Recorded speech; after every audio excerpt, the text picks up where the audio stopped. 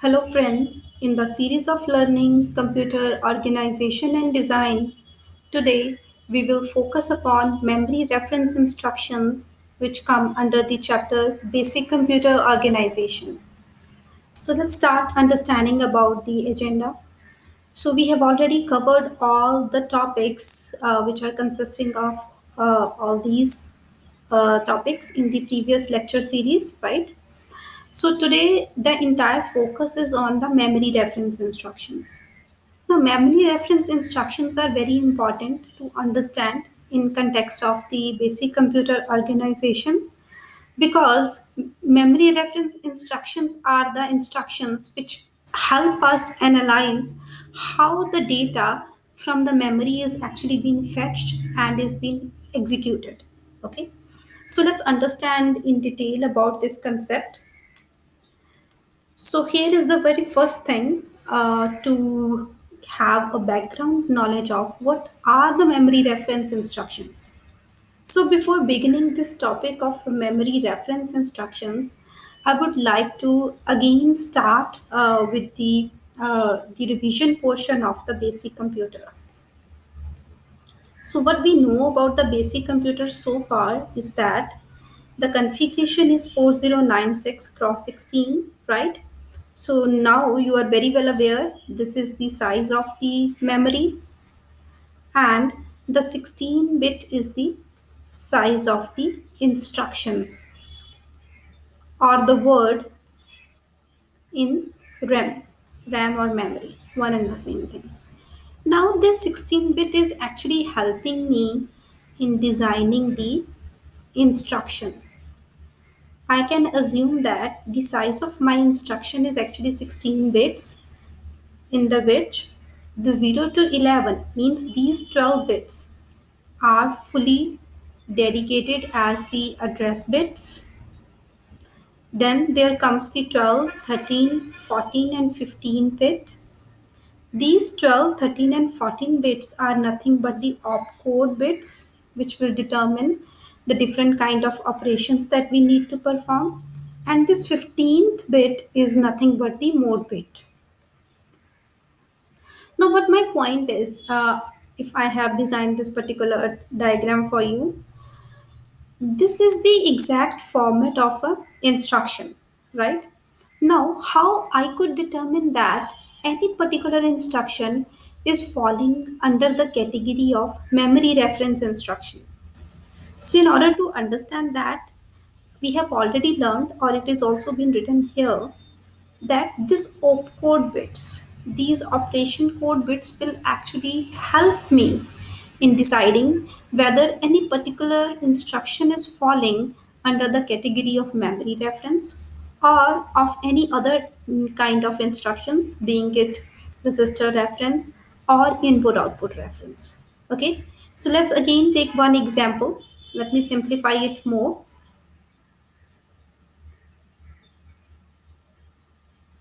So for it, let me write all the bit numbers here.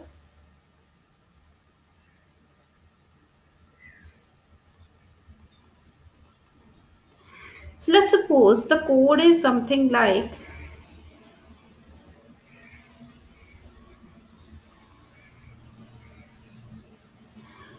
now the instruction to your digital computer or the digital machine will come like this. Okay. Now, how your system will have the capability to determine that it is falling under which particular category? Your system will look at this aspect. What are these bits? System is already aware that these are nothing but the opcode bits, but in order to differentiate among the different kind of the instructions, like there is a one kind of instruction memory reference, second is their register reference, and third is their input output reference, right? So these all different kind of instructions are very well explained in the previous recorded lecture. You can follow that. Now my point here is, if these instructions are been there, okay, the system how it is able to determine whether it is a memory reference, then my system will determine it from these three bits. As it's been written, If the opcode bits are falling from 000 to 110, then it will be referred to as the memory reference instruction. So this is the only point of distinction among all these three types of the instructions. So if it is a memory reference, the opcode bits will decide. So again, let's take one more example. Now this I could know it is a memory reference instruction because the value is here only the 4. 4 in decimal, right? So 0 to 6 values in the opcode bits in the form of a decimal. These can directly depict that these are nothing but the memory reference instructions. So let's suppose if the value of this particular code is something like this. Now, is there anyone who can tell me what kind of instruction it is? Let's again understand that. Now, if this instruction is to be determined, first thing I should know whether it is memory reference. Then I would say no, not at all it is memory reference. Why? Because this particular opcode bits, what is the value, minimum value here? It is the 6 here, okay? But this value is actually the 7 in decimal. So it means it is not at all a case of memory reference instruction. So under which category does it fall? So it might be falling under the either the register reference category or input output reference category. Okay, so let's again skim about it. What are the register reference? The value of opcode bits. This is always 111. Okay, and in case of register reference, the mode bit, the 15th bit, the I bit should always be 0. So if it could be the input output reference, the opcode bits should always be 111, means the 111, and the value of I should always be equals to 1. So this particular instruction, as per the specification, is actually falling under the category of register reference instruction. So today our focus is actually not about determining the other kind of instructions. We are only talking about memory reference, but it was very important to make a distinction between the two because how your system will be able to understand the things.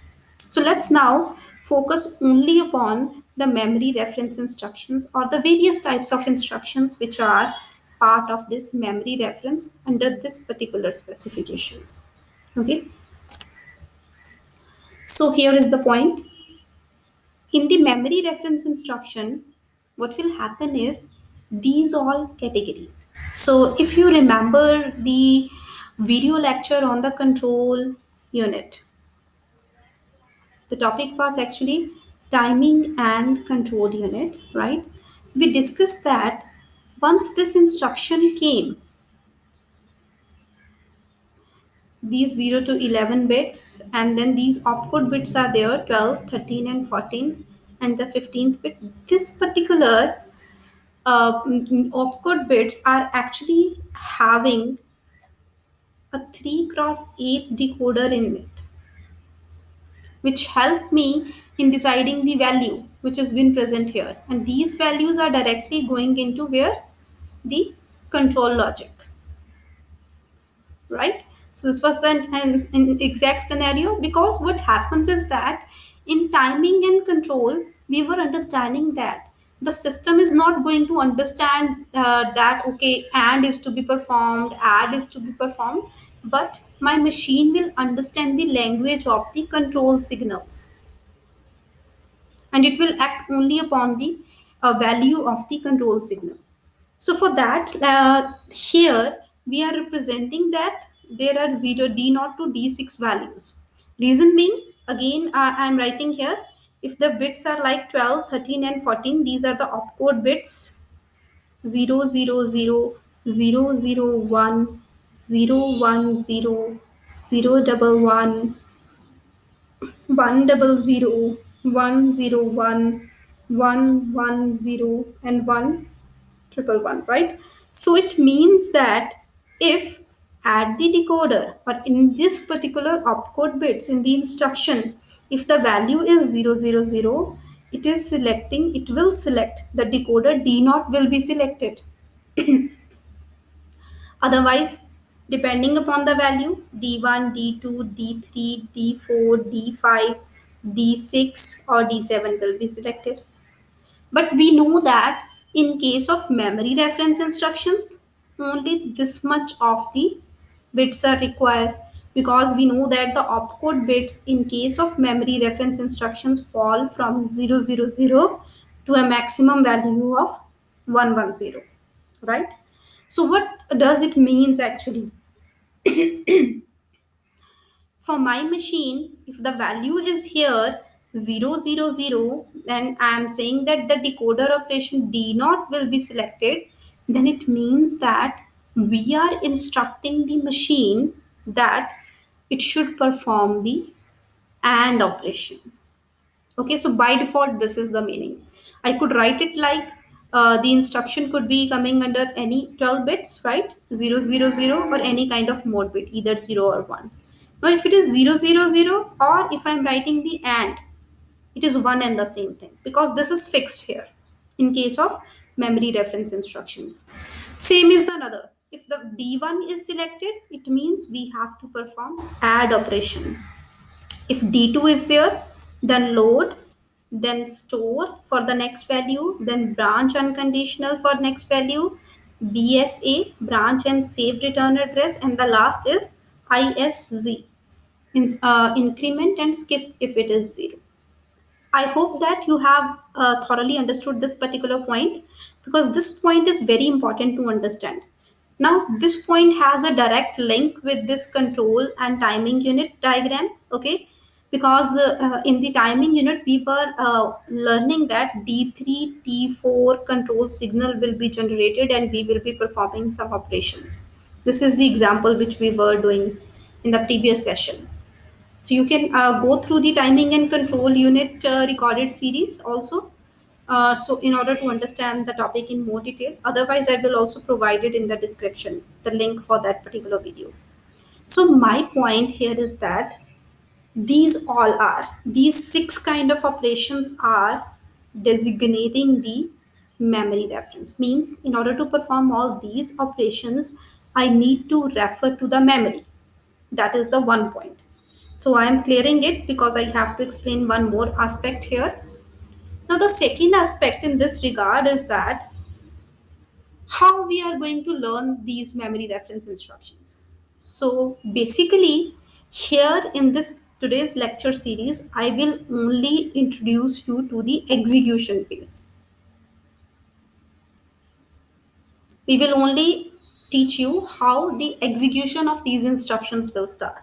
Okay, otherwise we know that in the instruction cycle of any instruction, it first goes through the fetch phase, then the code phase, then it will go through the read phase, and in the last only it will start with the execution. So we are already assuming that the effective address of the instruction is lying in this AR register. Okay, so it means that we are already assuming that these three situations or conditions are already met in case of the instruction cycle of memory reference instructions. We will only concentrate on how the execution of this instruction will take place. Okay, and was placed during the timing signal T2. So definitely T2 was helping me. T1 and T2 were actually responsible. These two clock signals were responsible for fetching the data. Then decoding and T0 and T1 was responsible for fetching the data. T2 was there for decode of the data. Then decode and read was actually taking place together, and execution of the cycle starts from T3 or from T4, depending upon the type of instructions we are executing, right? So let's understand that also. Why I am saying the execution can start from T3 or from T4? The reason is that in case of memory reference instructions, actually the mode bit can be either 0 or 1. So if the mode bit is 0, it is a direct instruction, right? Means I need not to waste one more clock cycle in order to figure out the effective address. So I can start the execution from the T3 phase. But if the mode bit is equals to 1, it means it is an indirect addressing mode, right? So I need to first of all figure out the value of effective address at the T3 clock pulse. Only at T4 I would be able to start working with the execution phase. So this is the reason why it's been written that when I is equals to 0, we can start the execution from the T3, okay? Otherwise, it will be T4. So the memory cycle is assumed to be short enough to complete in a CPU cycle. So what we are again assuming here that the memory cycle is requiring only one complete clock cycle. Means we will try to execute the instructions in one cycle. It will merely happen that we have to go through the two different kind of clock cycles in order to execute the instruction. So normally, by default, what we are taking, the execution of this memory reference instruction will start from the T4 clock pulse. Okay, so means we are going to describe only the control signals related to the T4 clock pulse, which are starting from T4. The execution phase is basically we are considering that the T4 clock pulse from here only it will begin, not from the T3. तो हम ये by default we are taking it. So let's understand in more detail about these. Before understanding the execution phase, one more point is here. If you can look at this particular entire operations, the micro operations that we are performing, you will assume that the accumulator, address register, program counter, or sometimes yeah, these all, or maybe sometimes we will also take the data register. These are the only registers which we are dealing with in case of the memory reference instructions. So we know that what is the accumulator. Accumulator is basically a processor register, right? So ability to store and to load the data is been available with it. That's why. So we are using the accumulator for computing the instruction also, and for storing the resultant also. We are using this particular accumulator register. Then is the address register is there. Address register we all know will depict or determine the address of the memory or the memory address. We will always refer to the address of the memory. So program counter is there. So which will always hold the value of next instruction, and there is a data register. So whenever we have to perform any operation on the data which is present in the memory, we cannot directly perform it within the memory. We always have to take it out from the memory and place it in the data register. Only then we will apply the operation, and after applying the operation, we will again shift the data back to the memory. So point is, any kind of update, if we want to perform in the data which is present in the memory, we will always take it out from the memory in the data register. Okay, so data register has been used for that. And in certain cases like these, we are also referring the M of AR.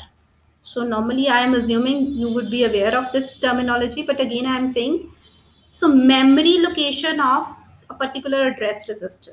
Let's suppose the address register is having the value 20. So by M of AR means memory location or the data of the location 20, the address value 20, the what is the kind of data being stored. So this is the point. So again, if I demonstrate it with an example, let's suppose this is the value, and this is some sort of instruction being there. In the address register, the value is 20. Now, the memory address of 20 is where? This is the memory address of 20. This is the address, place is the memory, okay? And what is the data being stored? Whatsoever, it could be 10, 20, any kind of data can be stored here. So these are the very important key points to understand in order to work with understanding the memory reference instructions. Now we will begin with the defining all these memory reference instructions executions phase. Let's do that. So the very first instruction is AND to accumulator. So normally the instruction will come in the memory like this. It could be like either in the form of 0 or 1 here, okay, and some 12 bits address will be there, something like this. So these are the 12, 13, and 14 bit. Basically these values would be 000. Okay, that is why the D naught is the kind of decoder which has been selected, and we have already talked to you that it is only representing the execution phase, and the execution phase will start at T4 clock, right? So that is why we are only assuming the T4 clock pulse. When my system is aware that where in the memory address is present and the data is present, and what we need to do, we are aware of all these things. We are already done with fetching, decoding, and reading of data. We are just executing the operation. So what will happen at this first clock pulse? So normally the execution in case of AND will take place in the two clock cycles, right? So T4 and T5 are the two clock cycles. What will happen here at the T4 clock pulse, when we will select the D naught decoder, I need to perform AND operation. Now, AND, how to perform AND? AND to accumulator means I will perform the AND operation with the another data which is available at the accumulator, and will again store the data or the result in the accumulator register. So first of all, in order to perform the AND operation, I have to determine the address of the memory, right? So some address like this particular address will be present in the memory. Let us suppose it is 120. So it would come like this: 120 and something value would be here. Now, at 120 location, at this particular location, what is the data available? What is the operand value present here? Whatsoever is the operand value present here, as I again said earlier also in the previous slide, I cannot directly perform the operation on the data. I need to take out the data into the data register, and then only I can perform the operation. So I will reach the memory address of this address register, okay, and then whatsoever the data or the operand is placed here, I will pick that data and will place it in the data register. Now operand could be any. Let's suppose 50 is present here at this particular location of 120 address. Let's suppose the 50 is the value, the data present. So this is what I have read the data. I have read the data, I have placed it in the data register. Now what I will do in the next clock cycle. Now in the one clock cycle, I was just I was successful in taking out the data. Now I will perform the AND operation of the data which is available in this data register, which we have actually taken from the memory, and along with what? With the accumulator, I will perform the AND, and again whatsoever the resultant I will have, the result value is again going to be stored in this accumulator. So after this, now AND operation is performed. I have done that. Now what I will do? Now this instruction is executed. So we know that the rule is always there. Whenever the instruction will execute, I always have to clear the sequence counter. So I need never to forget that. See in all the instructions, whether we have covered them or not. Once the execution of the instruction is complete, I always have to clear the value of sequence counter to 0. Similarly, this add will be performed. Add and AND will be performed in the similar manner. The only difference is that the add operation depicts the D1 decoder is to be selected. So what I need to do here is, it will work the similar way. I need to first of all read the operand value. After reading it, I will be placing this data in the data register, and then I will perform the add operation. Now in the addition, there are the chances that I could get a carry bit.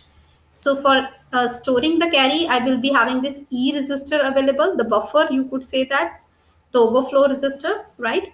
And then I will also clear the value of sequence counter to 0.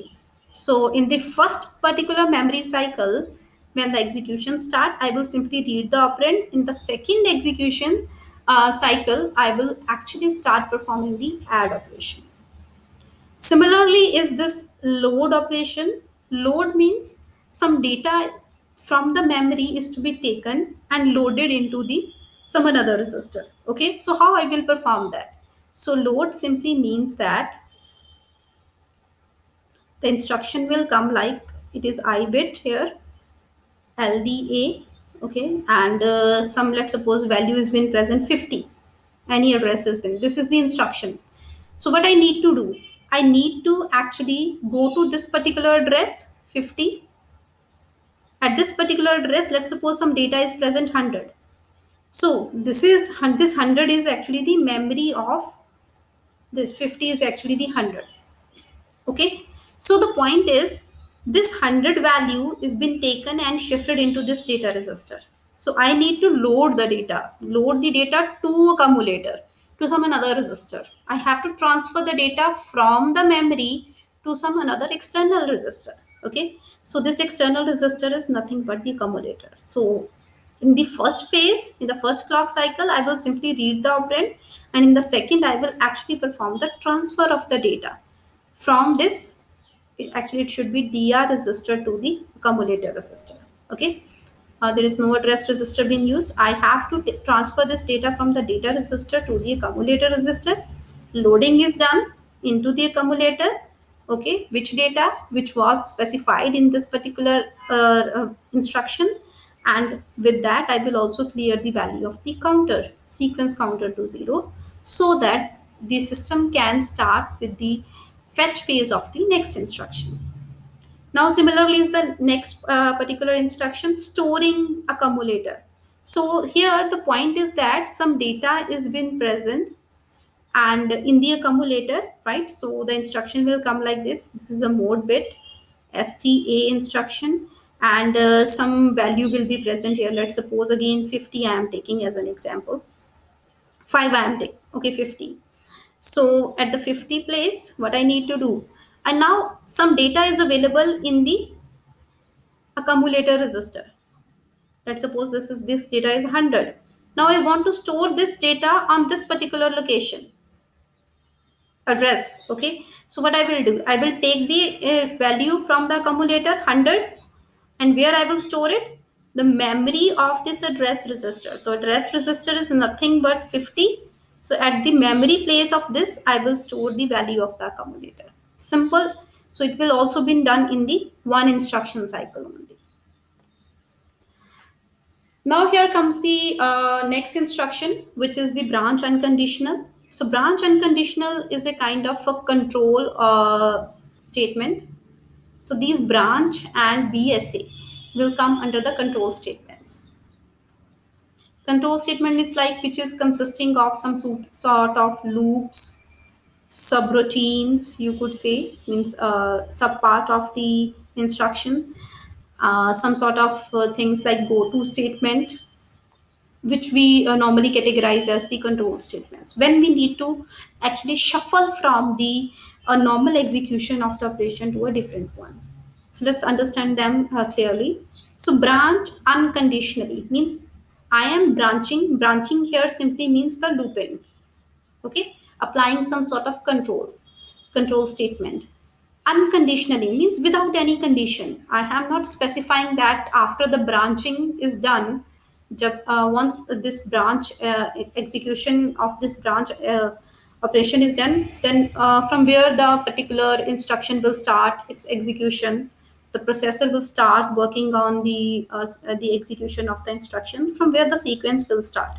So there is no condition being specified, right? So how this branch unconditional will happen? So some address value will be provided. So branches simply means like the instruction will come like mode bit is there, bun, and some value will be given. Again, I am taking the value 50 here.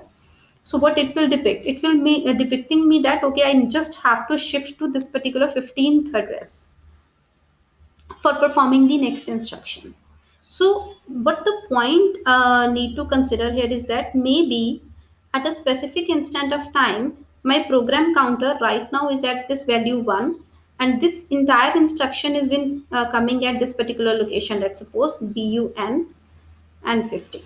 Okay, so it is simply ordering me that I should directly shuffle the program counter value to this 50. Means the address register is now defining me that I have to skip all these instructions in between, and now from now onwards I have to start working on the execution of this particular portion of the some instructions whichever has been defined here. And but there is no condition been specified that up to how much this particular we have to go.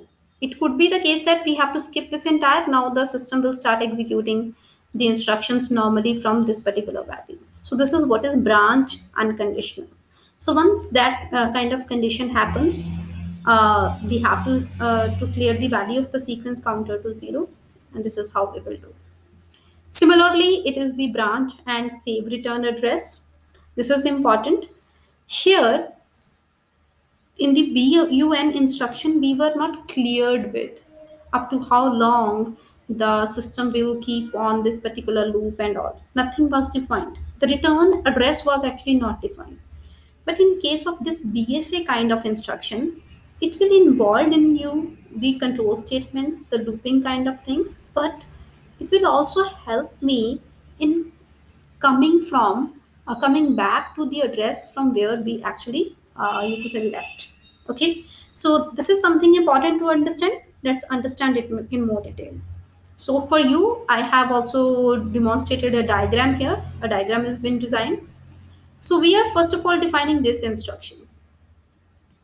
Keep it in your mind that we are performing the branch instruction, which means some sort of jump statement or loop statement will be there, but we will return back to the address from where we actually left. So right now, I am assuming that we are at the T4 clock signal. Okay, this BSA has been defined here. So this is how the instruction will come. This is the address register. This is the normal execution after 20. This is the right now instruction which we are executing, and program counter is holding the value of the next instruction. So once this instruction will be executed, we have to execute this 21st number instruction. Now what will happen when your system will recover that it is a BSA kind of instruction? So in this case, first thing is that the value of the program counter, okay, whatsoever is the value is the program counter. So right now we are having 21, so I'm writing it here as well for your specification. The value of this program counter, which is 21, is to be shifted to the memory of this address register. So what is the value of address register? It is 135. And but if I say what is this value, so this is 135 address, this value is now storing the data 21. So idea is when we have to perform this BSA, we have to shift the value of the program counter, whichever it is, to the memory address location of this 135. Done with that. Now, along with that, now this address register is already been used. Okay, I have to also go with some sort of loop or the branch also. So what I will do, side by side, I will also increment the value of the address register by 1. Why? Because I have to start with the loop. So 135 plus 1, 136. So definitely now 136 has been updated. I have incremented the value of address register because this value is already been used. From here only, I will start with the loop part. The instruction know itself. I am just letting you know how this entire operation will take place. Okay. Now after this loop has ended, in the last, you will get such kind of instruction. Your machine will get such kind of instruction again. What is that? It is BUN, branch unconditional, indirectly at the 135th location. Okay, so this is what will happen at T4 clock pulse. So what is happening here now in the when the T5 clock pulse will arrive at here, So this instruction will start its execution now. Okay, we are done with the T4 clock pulse. Now we are dealing with T5. T5 will automatically get this kind of instruction within BSA. What it will depict? It will say whatsoever value is present in the address register for the movement, just shuffle it into the program counter. Okay, so address register is having the value 135, just place it in the value program counter, because now the branching is done. We have to work with this second part, save the return address. So in order to save the return address, it is simply saying that okay, the program counter will will start its the execution of, sorry, this is not the program counter, this 135th value, because AR is having the value 135. Okay, so because it is indirect, this is an indirect kind of memory reference in branch unconditional instructions. So address of the address means address of the address in the memory will lead me to the required data. So ultimately this 21 will lead me to this particular address, and the instruction will again start its normal execution from this next instruction. This is what is branch and save return address. It will execute in 2 clock cycles, and then we will clear the value of sequence counter to 0.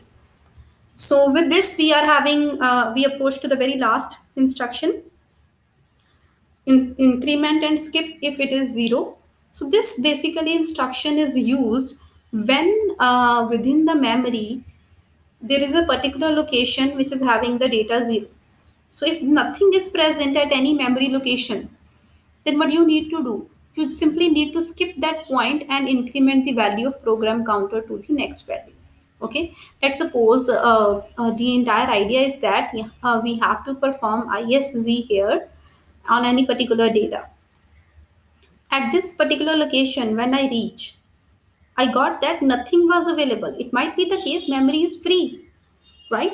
So if the memory is free, then I need not to work with that. So that is why this particular statement is there. Increment, keep on incrementing the value by 1. If some value is present, let's suppose 2, then I will be incrementing it by 1. If nothing is present, then I have to skip the value. So what I will do, I will go to the memory value of the address register, and whatsoever the value will present here, like here it is M of 50. Some data will be available. So whatsoever the data is available, just increment that data by 1 and then update this value. But once this data is incremented in the data register, now again I have to hold this value back into the memory address register. Means before it was 2, now I have to update it with the 3 value. So that's why I will perform this operation. But if the dr value is still having nothing, because if it was the condition that it was having nothing, so whatsoever I will add, it will not be adding anything. Okay, it will not be incrementing any value. So if the dr value is still 0, then what I need to do is I need to simply skip this value of the program counter by 1, because right now we are executing this instruction and then we will be executing the next one. Okay, so we need to increment the value of the program counter by 1, so that it is depicting that it is having nothing value present here. So the sequence counter value is equals to 0. So with this, the memory reference instructions are completed. This is a complete flow chart of all the instructions that we have performed. So thank you so much for joining the session. I hope that you have enjoyed this session.